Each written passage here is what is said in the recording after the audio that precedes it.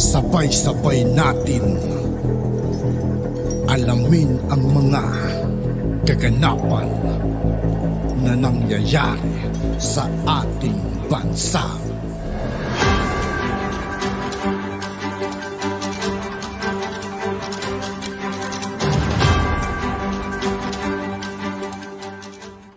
Yo, what's up mga kaibigan? This is I2K po again.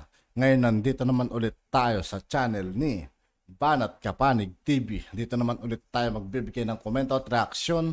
Kaya samahan nyo ako guys. Let's go! Tulong ng tao. That's right. Yeah. Sa yung mga barangay, kung sino ang ROTC dyan, kung sino yung pinaka-senior na ROTC dyan, siya yung magpatawag, mag-assembly, dito tayo, ito galawin natin. At saka yung pumapasok na nababantayan, ma-report ka agad yung itong leader, na student leader, ito radical, yun ang ni Inday, yung PMT pati ROTC, paano niya, ngayon, kaya nga hindi compulsory, so ibalik mo, maging compulsory.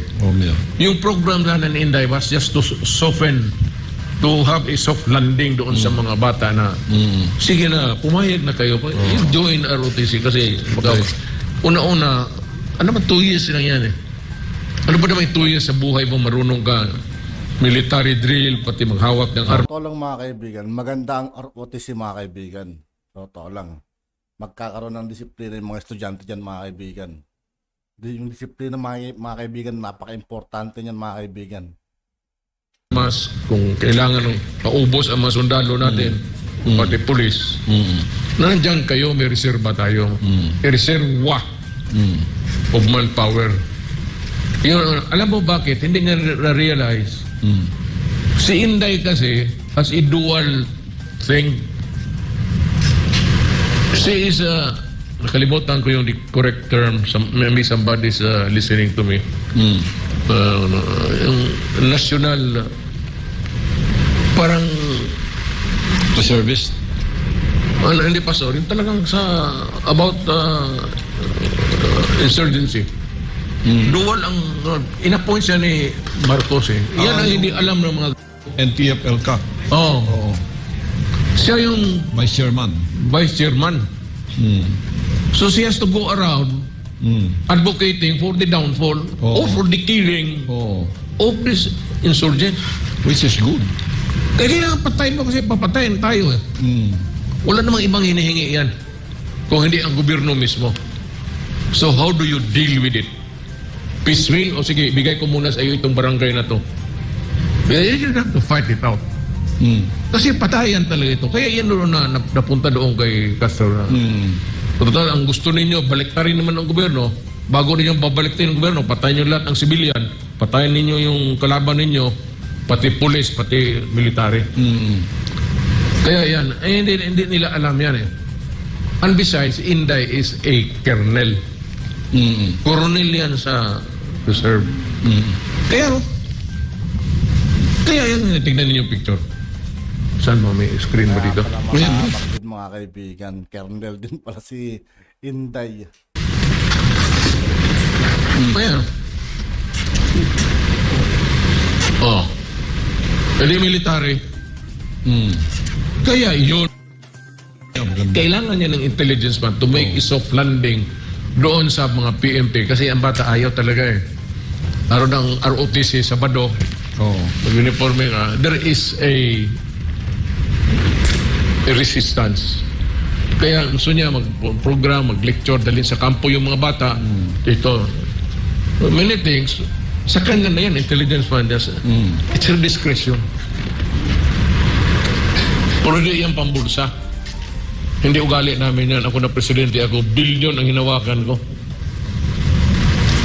Di sana nung ka-Mercedes-Benz na ako dito. It was a threat, Mayor, to the insurgency. Niwan ko dito, hanggang ganyan pa rin. Mayor, is a threat to the insurgency sa lahat naman ng congresswoman. Ito si Franz Castro lang nagreklamo eh.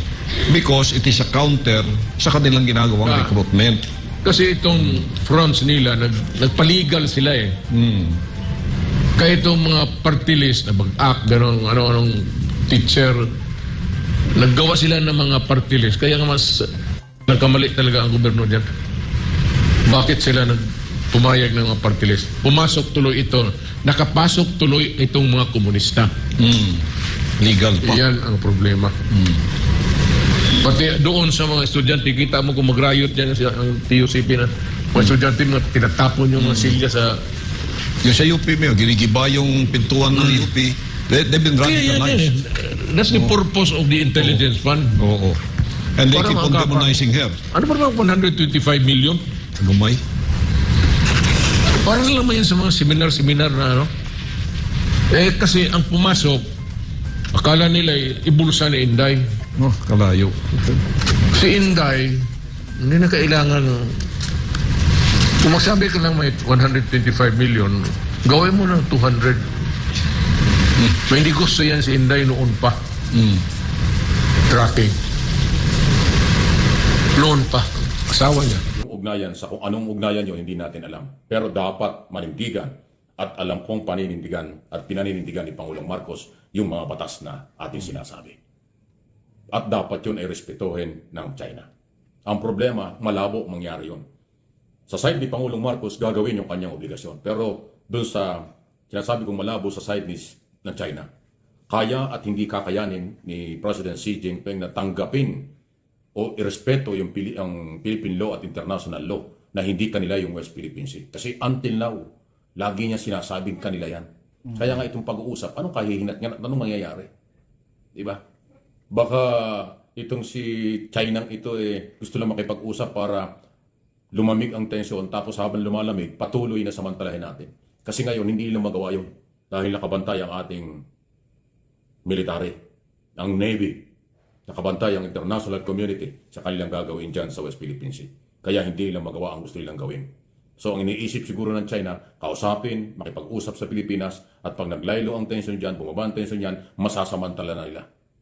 Ang pinakamaganda dyan na gawin ng Pangulo, sige mag-usap tayo, pero ito yung gawin natin. Umalis kayo dyan.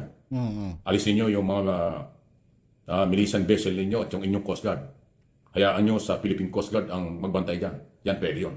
Pero hindi naman gagawin ng China kasi nga ang pili nila, kanila yan. At wala kang pakaalam sa batas ng labas ng kanilang bansa. Ang kanilang paniniwala ay kung ano ang kanilang alam, yun lang yun.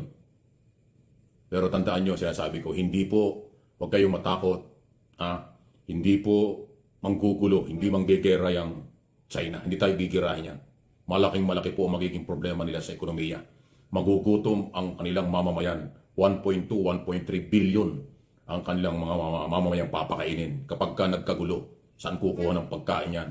Dahil siguradong isasanksyon sila ng maraming mga bansa sa mundo kung saan nanduto ang kanilang mga negosyo at na bumubuhay ng kanilang ekonomiya. Pag itinigil ng Amerika, ng Canada, ng European Union at ng marami pang bansa dito sa Asia at maging sa Middle East, ang business, mahihirapan ang China. Paano nila papakainin, paano nila bubuhayin ang kailang bilyon-bilyon na mamamayan. Kasi nga, bilyon mamamayan kasi 1.4, 1.2, 1.3 bilyon. Dami, no? So, kaya hindi nila gagawin yan.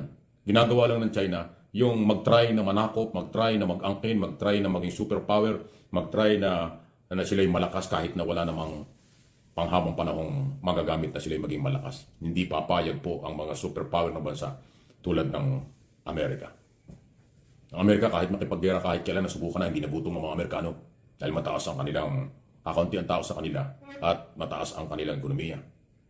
360 hanggang 400 million lang ang American citizen ang kailang mamayan, pero hindi ko nagugutom yung mga yan. Ay sa kanila bilyon ang China. Paano? Ay mga kaalyado natin ito. Tayo naman, kaya tuloy lang, panindigan natin, huwag kayong matakot dun sa mga propaganda. Huwag kayong matakot dun sa pananakot. Huwag kayong matakot dun sa pananakot ng mga makabayan black, mga kaibigan. Huwag kayong matakot sa mga kumag na yun. Mga panlilinlang ng mga propagandistang. Tapos na. Alam mo, at yun nga po mga kaibigan, dito po nagtatapos ang ating reaction video. Muli ako po si I2K ng Sundalo ng Dunggalo at 811. Maraming salamat sa patuloy na pagsuporta. G, peace out.